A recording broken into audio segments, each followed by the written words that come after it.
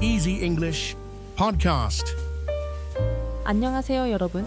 하루에 딱 10분 투자로 부담 없이 영어와 가까워지는 시간, 이지 잉글리시 팟캐스트에 오신 걸 환영합니다. 오늘도 일상에서 자주 쓰이는 표현들을 간단한 예문들과 함께 준비했으니 편안하게 들어주시면 좋을 것 같아요. 짧지만 알찬 10분. 그럼 바로 시작해 볼게요. Hello everyone, welcome back to another great lesson with us here at English Pod. My name is Marco. And I'm Erica. And today we're going out to eat. Yes, good thing too, because I'm hungry. I know, it's almost lunchtime. Yeah. So today we're going to be talking about eating at a restaurant and giving some great recommendations and suggestions. Yes, we have language for describing food, for describing restaurants, and for making suggestions. Great, so let's start with our vocabulary preview for this lesson. Vocabulary preview. We have 2 words today from our dialogue, which you'll need to know to understand the dialogue. Great. The first one that we have today is food poisoning. Food poisoning. Food poisoning. Food poisoning. So food poisoning is Not a good thing. not a good thing. It is when you eat some bad food and that food makes you sick. So Yeah. you get food poisoning. Okay, so food poisoning, yeah, not a good thing. Okay, the next word. Allergic. Allergic. Allergic. Allergic. So when you're allergic to something, It makes you sick. That one thing makes you sick. right, For example, I'm allergic to seafood. right. If I eat seafood, I cannot breathe. Oh, okay, so you definitely want to stay away from fish. Yes, yes. Some people are allergic to nuts, like peanuts. Or maybe milk. milk. Yeah. Cool. So when one type of food makes you sick, you are allergic to that food. Okay, great. So with this in mind, now we can listen to our dialogue for the first time at its normal speed. But don't worry if you don't get everything now because... We'll come back and teach you the important language.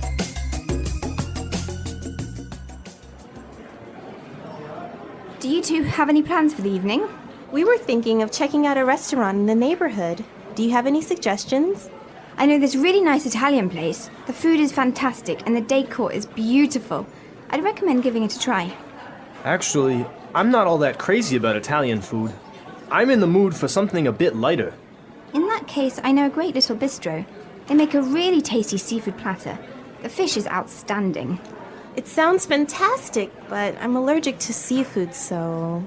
Okay, well, let me think. I know this great little place. It's just a hole in the wall, but they do the most amazing sandwiches. You've got to give them a try. Ella, you took me there last time I visited, and I got food poisoning, remember?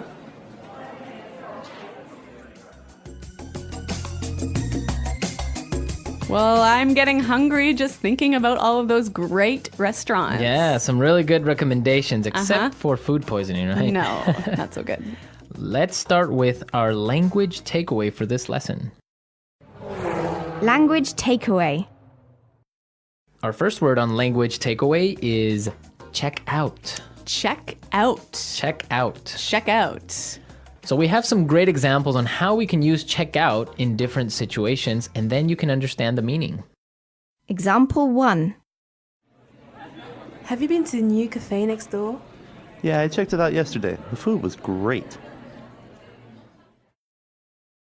Example 2. Hey, check out my new car. Example 3.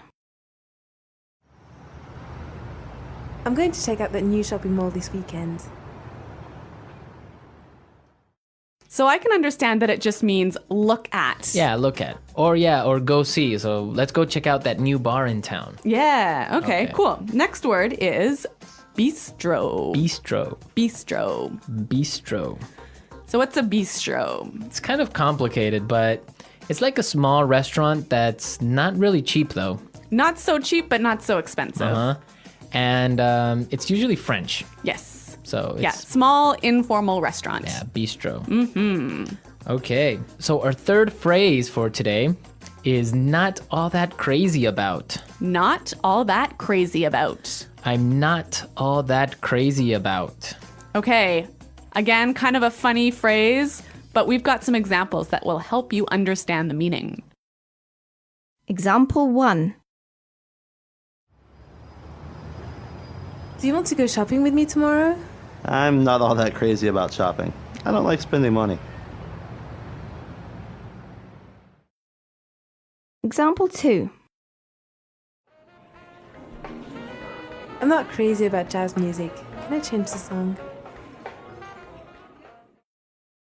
So this is just a really polite way of saying you don't like something. Exactly. But now the opposite of this would be tasty. Tasty. That's our fourth word, tasty. Tasty.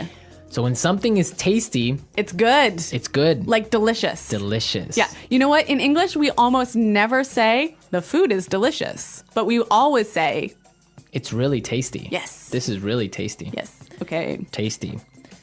And our last phrase for language takeaway, in the mood for. In the mood for. In the mood for. Let's listen to some examples of this phrase and we'll understand the meaning a little bit better. Example 1. We always eat hamburgers for dinner. I'm in the mood for something different. Example 2. Let's watch a movie. How about Texas Chainsaw Massacre? I am not in the mood for a horror movie.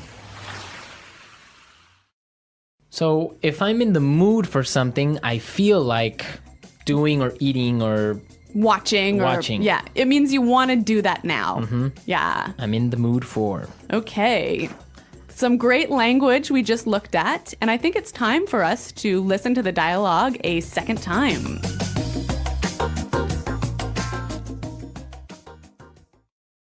Do you two have any plans for the evening?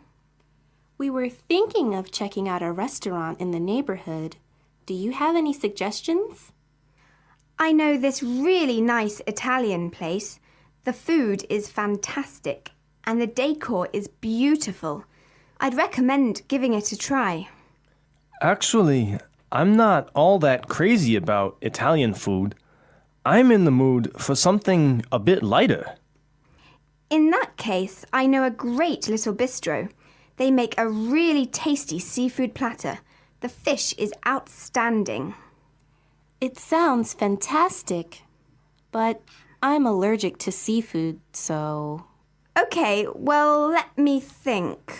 Oh, I know this great little place. It's just a hole in the wall, but they do the most amazing sandwiches. You've got to give them a try.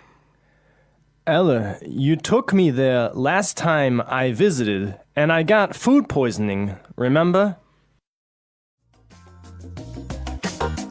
Okay, some really great and useful phrases there, and I know you want to talk about specifically some of these phrases. Yes, today's lesson is all about making recommendations, right? Right. So let's look at some useful phrases in Fluency Builder.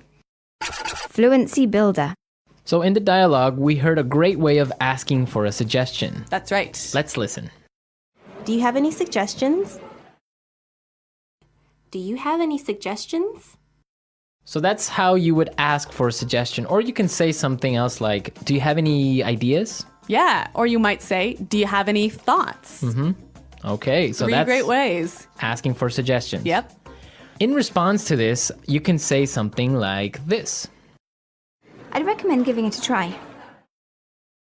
I'd recommend giving it a try. We also heard another phrase that we use for giving suggestions. You've got to give them a try. You've got to give them a try.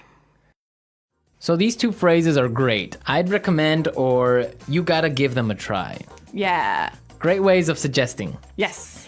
Now, what's really important here is the pronunciation of these words, right? Yeah, you'll notice that we don't say, I would recommend. Right. We use the contraction I'd. I'd recommend. I'd recommend.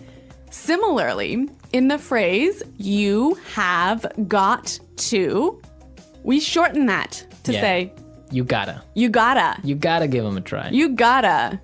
You know what, guys? If you can shorten your phrases like this, if you can push the sounds together, you'll sound a lot more natural, hey?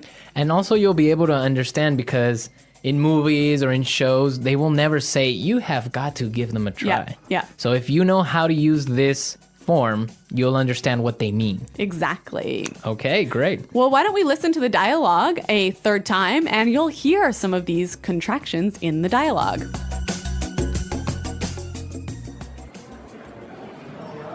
Do you two have any plans for the evening? We were thinking of checking out a restaurant in the neighborhood. Do you have any suggestions? I know this really nice Italian place. The food is fantastic and the decor is beautiful. I'd recommend giving it a try. Actually, I'm not all that crazy about Italian food. I'm in the mood for something a bit lighter. In that case, I know a great little bistro. They make a really tasty seafood platter. The fish is outstanding. It sounds fantastic, but I'm allergic to seafood, so... Okay, well, let me think.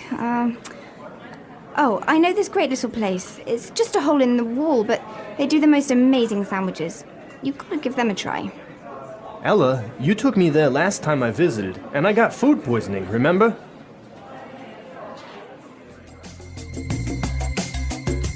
Okay, great dialogue. And Erica, I know that you have some food poisoning stories for us. Well, I don't know about stories, but I've definitely had food poisoning before. Yeah. One of the worst times that I ever had food poisoning was when I was traveling in Morocco. Okay. I had some really amazing orange juice, really fresh, squeezed that day in the morning. And then I got on a bus. Okay. I think you can see where this is going. Yeah, so I was on the bus and then I started to feel really sick. And I was just hoping that the bus ride would be over soon. Yeah. But unfortunately it wasn't. Oh, no. All I can say is that I was sick. And all I can say is that I was pretty sick and really, really unhappy. Yeah, I bet. Well, that's very strange that you got sick from orange juice, huh? Well, yeah, maybe it was with some dirty water or something like Yeah. that. I don't know. It was a terrible situation. Yeah, it's always complicated when you're traveling to other countries. It could be the water, it could be the way they prepare things. So Yeah. food Well, poisoning. Guys, I hope that you don't get food poisoning. And if you have any food poisoning stories, it would be great for you to share them. Yes, at our website, englishpod.com. And we'll see you there to answer all your questions and comments, but now we have to go. Okay, guys, thanks for listening. We'll see you there. Bye-bye. Bye.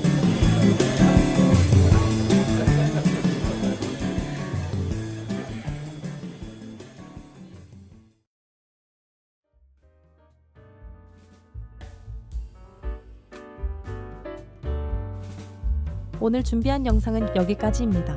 즐겁게 들으셨나요? 영상 더보기란에 무료 스크립트도 있으니 꼭 확인해보세요. 영상이 유익하셨다면 구독을 누르고 매주 새로운 팟캐스트를 확인해보세요. 그럼 저는 다음에 또 새로운 영상으로 찾아뵙겠습니다. 다음에 또 만나요.